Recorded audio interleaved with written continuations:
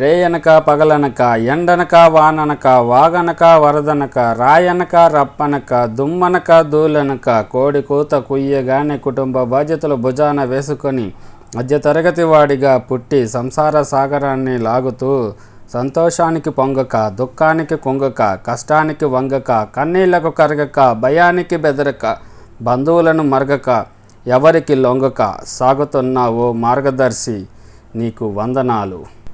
కుటుంబాలకు బలంగా వెన్నెముకలా నిలబడుతున్న ఆణిముత్యాలకు ఈ వీడియో అంకితం.